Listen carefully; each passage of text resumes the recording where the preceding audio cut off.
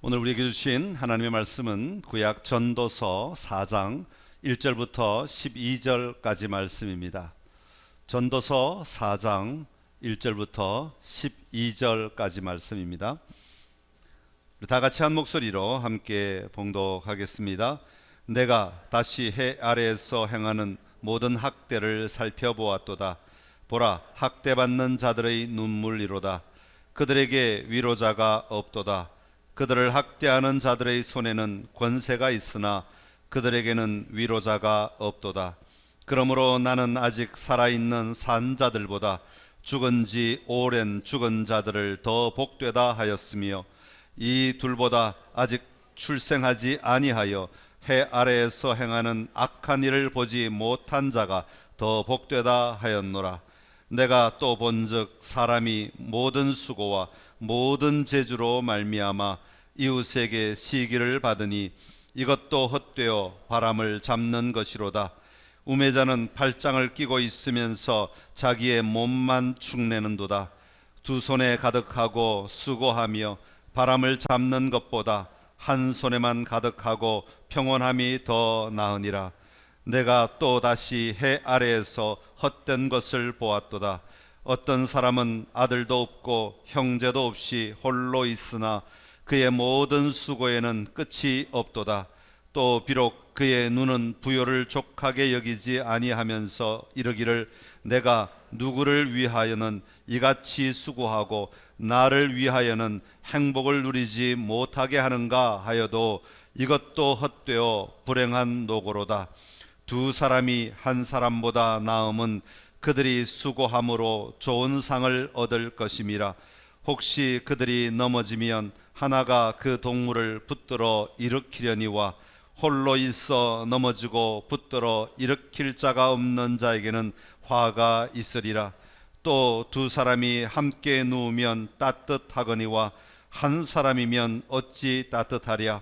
한 사람이면 패하겠거니와 두 사람이면 맞설 수 있나니 세 겹줄은 쉽게 끊어지지 아니하느니라.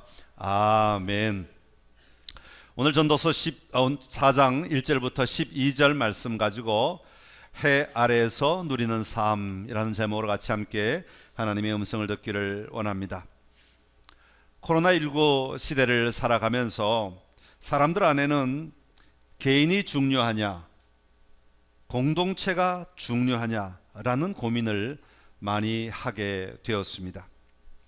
개인의 건강을 보호하려고 하니까 공동체가 약해지는 것 같고, 공동체를 생각하려고 하니까 개인이 혹시나 코로나에 걸리면 어떡하나 하는 염려가 우리를 다스리게 되는 것이죠. 이런 시기에 우리가 고민해야 할 것은, 성경은 우리가 어떤 방식으로 어떤 삶을 추구하며 이 세상을 살아야 한다고 말하고 있는가 하는 것입니다.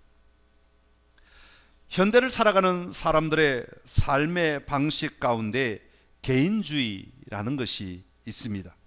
개인주의라는 말의 의미는 내가 주인이다, 내가 세상의 중심이다 라는 사고방식에서 나오게 된 것이죠. 개인주의는 할 수 있는 모든 방법을 다 동원해서 내가 원하는 일을 하고 내가 얻고 싶은 것을 얻기 위해 달려가는 삶을 말합니다. 그러다 보니까 내가 온 세상의 주인공이고 내가 기쁘고 좋은 것이 최고로 여기는 삶을 이야기합니다. 이런 개인주의에도 다른 사람들이 필요할 때가 있다는 것 아십니까? 언제 필요합니까? 내 목표를 이루려고 할 때 도움이 될 때만 가족이나 사회가 필요하다고 느끼는 사람들입니다. 그런데 이런 개인주의가 그리스도인의 삶에도 많이 들어와 있습니다. 신앙은 하나님과 나와의 문제야 라고 말을 합니다. 신앙은 개인적인 일이야 라고 이야기를 하죠. 나는 하나님을 믿어, 그렇다고 꼭 교회 가서 다른 사람과 함께 뭔가를 할 필요는 없지 않아? 라고 이야기를 하는 것입니다. 이런 사람들은 하나님께서 각자 각 개인의 삶에 개입하신다는 것을 분명히 믿는 사람들입니다. 그러나 여기까지 거기서 멈추어 버리는 것이죠. 하나님이 세상을 이처럼 사랑하사 독생자를 주셨으니 라고 하는 이 하나님이 세상을 이처럼 사랑하신 세상이라고 하는 것을 전혀 내 안에 받아들이지 아니하고 독생자로 오신 예수 그리스도를 그냥 내 안에만 가두어 버리고 마는 삶이라고 말할 수 있습니다. 오늘 우리가 다루려고 하는 전도서 본문에는 사회가 흘러가고 있는 삶의 모습과 그 모습으로 인해 나타나는 어려움을 이야기하면서 그렇다면 우리는 어떻게 살아야 할 것인가 하는 이야기를 오늘 우리에게 해주고 있습니다. 전도서는 솔로몬이 쓴 것으로 알려져 있습니다. 그의 인생 말년에, 다시 말하면 그는 부귀영화도 누려보고 수많은 아내들로 인하여서 우상 숭배에 찌들어도 보고 나라가 두 개로 쪼개질 것이라는 예언도 이미 다 듣고 난 다음에 회개하게 됩니다. 그 시점에 하나님을 경외함이 없는 삶이 얼마나 허무한가 하는 것을 삶의 고백을 통하여 노래하고 있습니다. 오늘 성경에 보면 전도서 전반적으로 이 솔로몬은 하나님을 경외함이 없는 삶을 뭐라고 표현하고 있는가 하면 해 아래라는 단어를 사용하여 계속해서 해 아래, 하나님과 상관없이 살아가는 삶을 해 아래에는 이런 표현을 쓰면서 우리에게 소개하고 있습니다. 여러분, 해가 중심이 있고 해 아래라는 말은 또 뭔가가 있다는 것을 표현하지 않습니까? 해 아래가 있으면 뭐가 있어야 돼요? 해 아래가 있으면 해 위도 있다는 것을 암시적으로 우리에게 말해주고 있는 것입니다. 하나님 없이 살아가는 사람들의 삶은 해 아래가 전부인 것인 양, 우리의 삶의, 아니 이 세상의 전부인 것인 양 그것만 보며 살아가지만 오늘 전도자가 마지막에 깨닫고 났을 때, 회개하고 났을 때, 하나님 앞에 돌이키고 났을 때 가만히 보니까 해 아래 삶만 있는 줄 알고 그렇게 열심히 자기 마음대로 살았는데 그게 아니라 해 위의 삶도 있더라 하는 것을 발견하게 되었다는 것입니다. 그러면서 해 아래의 삶에 어떤 문제가 있는지를 이야기하고 있는 본문이 바로 오늘 본문입니다. 오늘 1절에 보면 첫 번째 해 아래의 삶의 문제가 뭐냐 하면 바로 학대라고 이야기합니다. 해 아래에 살아가는 삶 속에 학대가 있더라는 것입니다. 학대라는 말을 국어사전에서 찾아보니까 이런 의미가 있어요. 사람이나 동물을 정신적으로나 육체적으로 괴롭히고 가혹하게 대하는 것이다, 그렇게 말하고 있습니다. 여러분, 학대라고 하는 것은 실제로 그렇든 그렇지 않든 간에 자기 스스로가 우월하다고, 무언가가 우월하다고 생각하는 쪽에서 그렇지 않은 쪽을 향하여 가하는 힘이나 정신적인 어떤 압박들을 이야기하는 것입니다. 그것이 힘이면 힘으로, 권력이면 권력으로, 또 아니면 정신적인 말이면 말로 압박을 가하는 것입니다. 솔로몬은 바라볼 때 이 세상의 삶은, 이 땅의 삶은 학대가 가득하더라 라고 이야기하고 있습니다. 여러분, 사실 우리 삶에 학대 많이 일어나죠. 여러분, 학대가 일어나는 가장 큰 이유는 무엇이겠습니까? 그것은 바로 자신의 이익이나 유익을 추구하려는 마음이 내 안에 내재되어 있기 때문에 그런 것입니다. 자신의 이익을 추구하기 위해서는 다른 사람의 필요와 권리를 무시하게 됩니다. 상대방은 안중에 없고 오직 내 유익, 내 이익만을 추구하려는 삶에서부터 학대가 나오게 된다고 말합니다. 특별히 학대가 일어나는 이유 가운데 하나는 어떻게 사는 삶이 좋은 삶인지를 잘 모르기 때문에 나타나는 현상이라고도 볼 수 있습니다. 아동학대, 여러분, 요즘에 아동학대 문제가 많이 대두되고 있지요. 아동학대가 일어나는 가장 큰 원인 가운데 하나는 가족관계나 가족 구조의 문제가 있기도 합니다마는, 그러나 자녀를 소유물로 생각하거나 어떻게 양육해야 하는지, 어떻게 훈육해야 하는지를 배워보지도 못하고 제대로 경험하지 못하였을 때 학대가 일어나게 되는 것입니다. 여러분, 사실 여러분 자라실 때는 다 맞고 자라지 않았습니까? 지금 바라보면 그게 다 학대나 마찬가지죠. 그런데 그때는 그것밖에 자녀를 다스릴 수 있는 방법이 없다고 생각했기 때문에, 몰랐기 때문에 그 방법을 썼다는 거죠. 학대는 우리가 모를 때 우리가 어떻게 다른 사람을 대해야 할지, 우리의 자녀들을 양육해야 될지, 어떻게 훈육해야 할지 모를 때 일어나는 것이 학대라는 것입니다. 부부관계도 마찬가지죠. 부부가 어떻게 서로 사랑해야 하는지를 알지 못하면 일방적인 학대가 일어나게 되어 있습니다. 그것이 언어적인 학대이든 그것이 신체적인 학대이든 어떤 방법으로든 학대는 드러나게 되어 있습니다. 사회적으로 맺는 관계도 마찬가지입니다. 우리가 사회성 사회 속에서 어떻게 함께 살아가야 하는지를 알지 못하면 우리 삶 속에는 학대가 일어나게 되어 있는 것입니다. 힘으로 누르고 권력으로 누르고 그렇게 살아가는 것이 정당하다고 생각하며 살아가는 것이죠. 그런데 오늘 본문에 보면 1절에 보면 이런 학대에는 반드시 학대받는 자의 눈물이 있다고 말합니다. 학대받는 자들이 흘리는 눈물은 어떤 눈물입니까? 고통 때문에 흘리는 눈물입니다. 또한 억울함 때문에 흘리는 눈물이기도 합니다. 한 맺힌 눈물이라고 우리는 그렇게 표현할 수 있지 않겠습니까? 학대받는 사람이 할 수 있는 이런 눈물을 흘리는 일밖에 없다고 오늘 성경은 우리에게 말하고 있습니다. 그런데 진짜 더 안타까운 일이 있다고 1절 끝에는 이야기합니다. 더 안타까운 일은 뭐냐 하면 이렇게 학대를 받아 눈물을 흘리며 지낼 수밖에 없는 그들에게 위로자가 없다고 말하고 있습니다. 그러면서 3절 끝에 보면 두 부류를 비교하면서 이렇게 말합니다. 그들을 학대하는 자들의 손에는 권세가 있으나 그들에게는, 학대를 받는 자들에게는 위로자가 없도다. 권세가 있는 사람은 그 권세를 가지고 더 학대할 이유를 찾고 학대할 힘을 얻지만, 위로자가 없는 자들은 아무것도 하지 못하고 오히려 더 고통의 눈물을 흘리게 된다고 말하고 있는 것이죠. 학대하는 사람은 자신의 권세로, 힘으로 다른 사람을 학대할 때 그 권세가 더 세지고 그 힘이 더 커지는 것 같아서 오히려 더 많은 학대를 하려고 합니다. 그러나 학대를 받는 사람은 그 학대로 인해 더 위축되고 더 움츠리게 되어 더 고통 속으로 들어가게 되는 것입니다. 학대받는 자들이 눈물을 흘릴 때 그들을 위로할 수 있는 사람이 없다는 것은 얼마나 큰 고통이 따르는지 모릅니다. 그 고통이 얼마나 큰지 오늘 전도자는 2절과 3절에서 이렇게 표현하고 있습니다. 나는 아직 살아있는 산 자들보다 죽은 지 오랜 죽은 자들이 더 복되다고 하였으며, 더 나아가 이 둘보다 아직 출생하지 아니하여 해 아래에서 행하는 악한 일을 보지 못한 자가 더 복되다고 하였노라. 그렇게 한탄하고 있다는 겁니다. 고상한 말로 써서 그렇지 우리도 이런 얘기 하잖아요. 한 번씩은 다 해보지 않았어요? 차라리 태어나지 말까.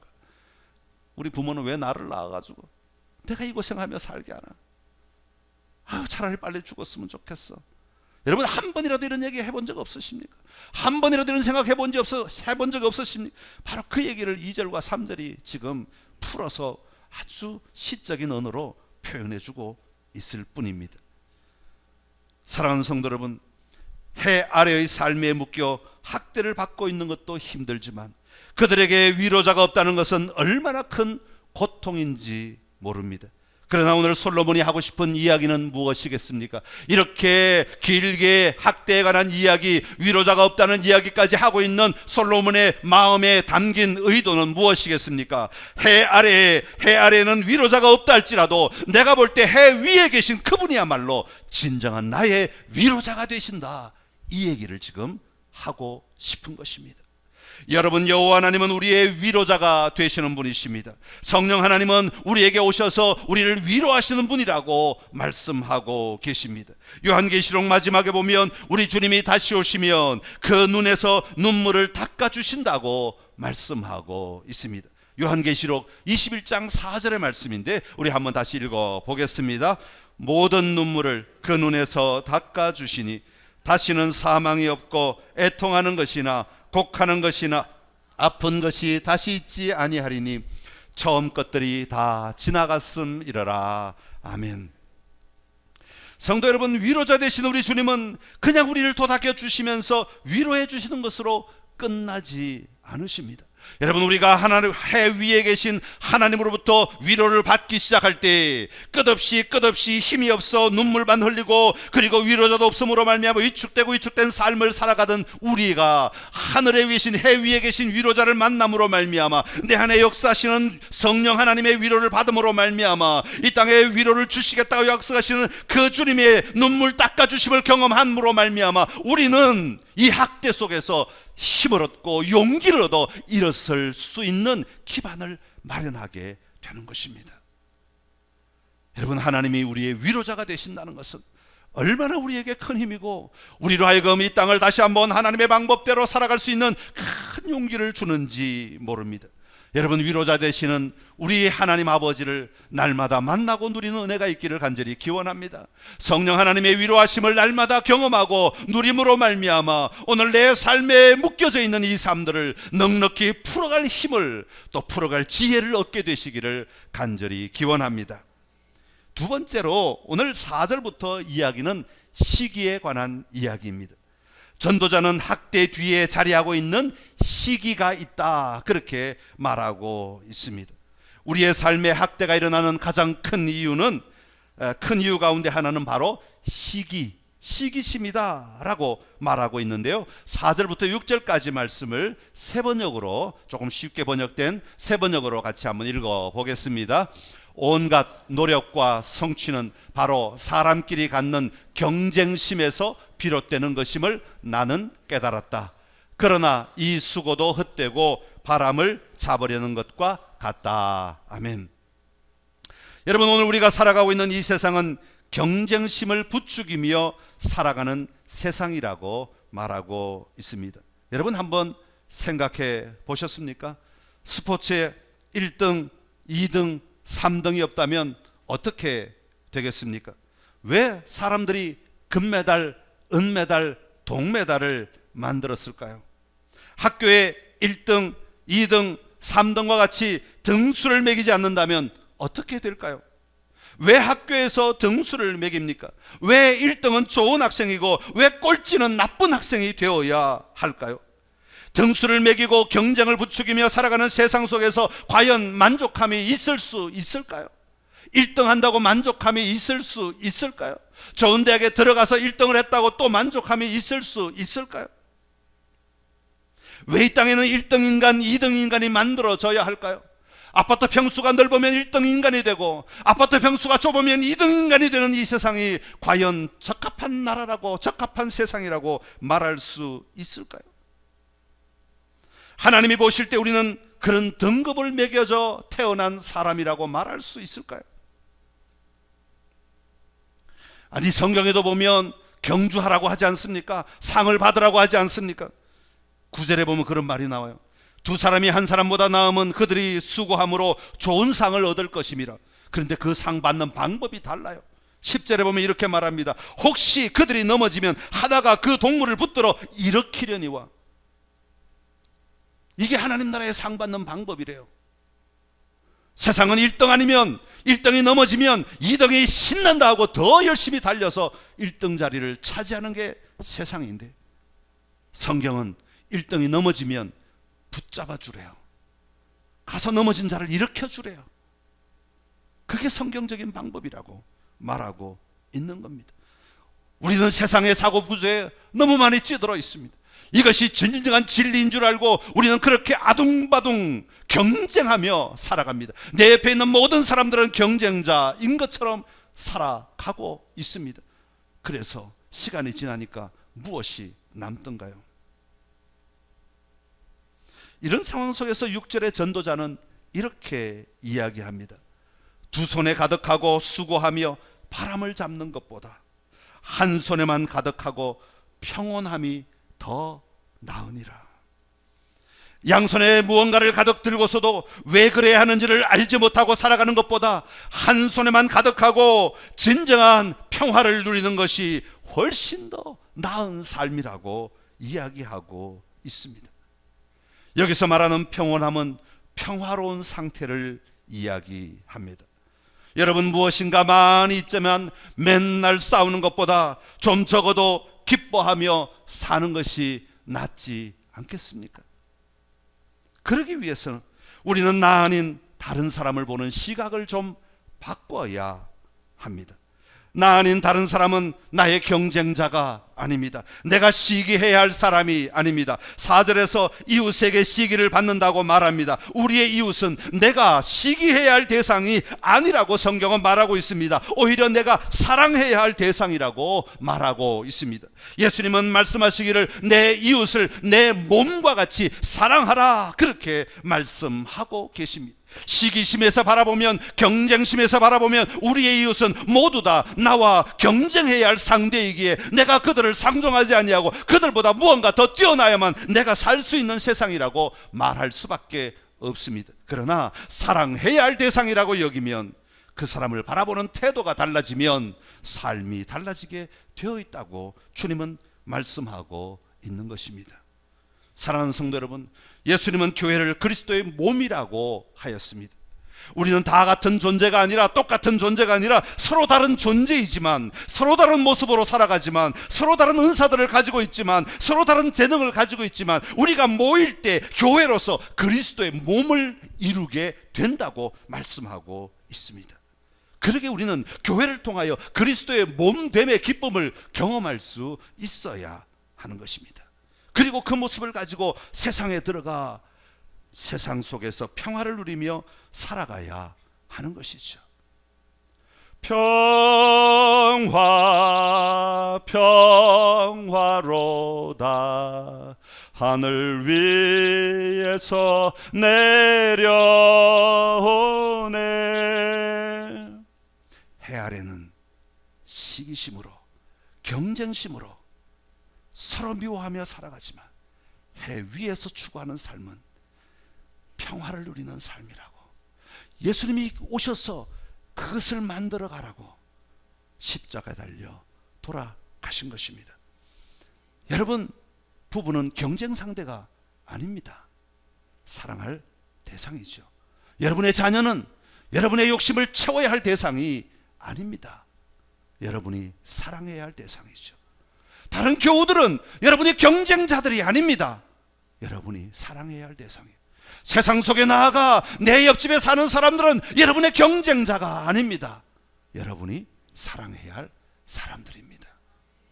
우리의 시각이 바뀌면 해야 할 일도 달라지게 되고, 우리의 표현도 달라지고, 우리의 미소도 달라지게 될 것입니다. 참된 평화가 여러분의 삶을 지배하는 은혜가 있기를 간절히 기원합니다. 마지막으로 전도자는 해 아래 삶의 한계들을 바라보면서 하나님의 마음, 하나님의 전략을 소개하면서 마무리하고 있습니다. 그것은 바로 세겹줄이라는 단어입니다. 먼저 전도자는 학대와 시기로 살아가는 삶의 결과를 외로움이라고 표현하였습니다. 8절에 보면 또 하나 해 아래에서 헛된 것을 소개하고 있는데, 세 번역으로 우리 8절의 말씀을 한번 같이 읽어 보겠습니다. 8절입니다. 시작. 한 남자가 있다. 자식도 형제도 없이 혼자 산다. 그러나 그는 쉬지도 않고 일만 하며 산다. 그렇게 해서 모은 재산도 그의 눈에는 차지 않는다. 그러면서 그는 가끔 어찌하여 나는 즐기지도 못하고 사는가? 도대체 내가 누구 때문에 이 수고를 하는가 하고 말하니 그의 수고도 헛되고 부질없는 일이다. 아멘. 그러면서 전도자는 9절부터 12절까지 해 아래 살아가는 삶의 허무함과 고통을 이겨낼 힘을 우리에게 제시하고 있습니다. 그 외로움을 이겨낼 힘을 우리에게 제시하고 있는 것입니다. 이런 혼란스러운 세상을 우리 그리스도인들은 어떻게 살아야 하는가? 그것은 바로 함께 살아가는 것이다 라고 말하고 있습니다. 9절에 보면 두 사람이 한 사람보다 낫다고 말합니다. 그 이유는 사람들이 그렇게 얻으려고 달려가며 살던 그런 상보다 진짜 더 좋은 상을 얻게 되기 때문입니다. 10절에는 그들이 넘어지면 한 사람이 다른 사람을 일으켜 준다고 말합니다. 11절에는 두 사람이 누우면 따뜻합니다. 12절에는 두 사람이면 충분히 어떤 문제든지 맞설 수, 이겨낼 수 있다고 말합니다. 그러면서 결론으로 세겹줄은 쉽게 끊어지지 않는다고 이야기합니다. 여러분, 삼위일체 하나님은 세겹줄 공동체 하나님이십니다. 하나님은 교회가 공동체로 살아가기를 원하십니다. 예수님께서 가르치신 우리 기도에 보면 우리에게 일용할 양식을 주시고 우리의 죄를 사하여 주시고 우리를 용서하시고, 여러분 전부 다 우리라는 단어를 사용하고 있습니다. 나에게 일용할 양식을 주시고 나의 죄를 용서하시고 나의 죄를 사하여 주소서, 그렇게 말하지 않습니다. 그렇게 기도하라고 말하지 않습니다. 우리에게 일용할 양식을 주십시오, 우리의 죄를 사하여 주십시오, 우리를 용서하여 주옵소서, 그렇게 기도하라고 말하고 있는 겁니다. 여러분, 기도는 입으로만 하는 게 아니지 않습니까? 그 믿음대로, 그 고백대로 살아가는 것입니다. 오늘날 개인주의가 만연한 이 사회 속에서 우리가 세상을 이끌어갈 수 있는 힘은 하나님 나라의 공동체입니다. 세상의 힘을 발휘하기 위한 공동체가 아니라, 우리가 이만큼 많이 모였으니 너희는 내 말 들어, 그렇게 말하기 위한 공동체가 아니라, 세상을 변화시킬 수 있는 진정한 섬김과 세움으로 하나님 나라의 통치를 누리며 살아감으로, 이 삶을 보여줌으로, 이 삶으로 세상을 변화시킴으로, 이 삶으로 세상의 문제를 해결함으로 드러낼 수 있는 하나님 나라의 공동체인 것입니다. 하나님 나라가 누리는 공동체의 첫걸음은 내가 하나님과 누리는 삶에서부터 출발합니다. 여러분은 외톨이가 아닙니다. 여러분은 혼자 있는 자들이 아닙니다. 여호와 하나님이 여러분과 함께 하십니다. 그러게 우리는 공동체성을 느끼려면, 공동체성을 인식하며 살아가려면 하나님과 내가 하나가 되었다는, 함께 살아가고 있다는, 하나님과 내가 공동체라는 이 의식을 우리는 분명히 기억하며 살아가야 할 것입니다. 하나님 안에 내가 거함으로 공동체를 이루며 살아가고 있습니다. 하나님은 우리를 자기의 백성이라, 하나님은 우리를 아들이라, 하나님은 우리를 딸이라 그렇게 부르십니다. 여호와는 나의 목자가 되신다고 말씀하십니다. 하나님은 나의 진정한 왕의 왕이 되시는 분이십니다. 예수님은 우리를 가리켜서 나의 신부라고 표현하십니다. 예수님은 신랑, 우리는 신부, 이 공동체를 느끼라고, 누리라고 말씀하십니다. 성령 하나님은 우리 안에 거하시며 우리와 함께 살아가신다고 말씀하고 계십니다. 이처럼 하나님과 먼저 공동체를 이루며 우리가 나아갈 때 우리는 우리의 삶의 주변의 다른 사람들과 공동체를 누리며 살아갈 힘을 얻게 될 것입니다. 사랑하는 선창가족 여러분, 여러분의 삶 가운데 공동체가 회복되고 누려지기를 간절히 기원합니다. 여러분의 가정이 공동체 아닙니까? 여러분의 가정이 공동체로 회복되기를 바랍니다. 여러분, 우리 교회가 공동체 아닙니까? 우리 교회가 앞만 쳐다보고 돌아가시는 것이 아니라 이 공동체성이 회복되는, 곧 우리가 이 기쁨을 누리는 날이 오게 되기를 간절히 기원합니다.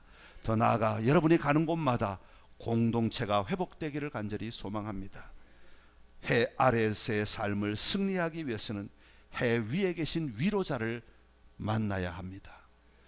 해 위의 평화를 우리가 먼저 맛보고 누리며 살아가야 합니다. 그리고 해 위에 계신 분과 내가 함께 살아갈 때 우리는 넉넉히 이 어려운 세상을 이겨낼 수 있게 될 것입니다. 이 승리를 누리는 귀한 우리 모든 선창의 가족들의 삶이 되시기를 간절히 기원합니다. 기도하겠습니다. 참 좋으신 우리 하나님 아버지, 은혜를 감사합니다. 우리가 이 땅을 살아가면서 외롭다, 외롭다, 외롭다 눈물 지으며 살아갈 때가 얼마나 많았습니까? 하나님, 그러나 오늘 하나님이 우리에게 허락하신 삶은 그 외로움으로 살아가는 세상이 아니라, 혼자 몸부림치며 살아가는 세상이 아니라 그리스도의 몸을 이루고 몸된 공동체를 누리며 살아가는 세상이라고 말씀하여 주시니 감사합니다. 하나님, 참된 위로자 되시는 하나님을 누리게 하여 주옵시고 그 위로로 말미암아 이 어려운 세상을 이겨낼 힘을 얻게 하여 주옵소서. 아버지 하나님, 참된 하늘의 평화를 우리가 맛봄으로 말미암아 우리가 수고하고 애써도 누리지 못하는 그 평화를 우리가 가져와서 누리며 살아가게 하여 주옵시고, 아버지 하나님, 함께 힘을 모아 세겹줄은 끊어지지 아니하나니 공동체의 기쁨, 공동체의 능력, 공동체의 은혜들을 누리며 날마다 살아가는 우리의 가정, 우리 교회, 또 이 세상 되게 하여 주옵소서. 예수님의 이름으로 기도드리옵나이다. 아멘.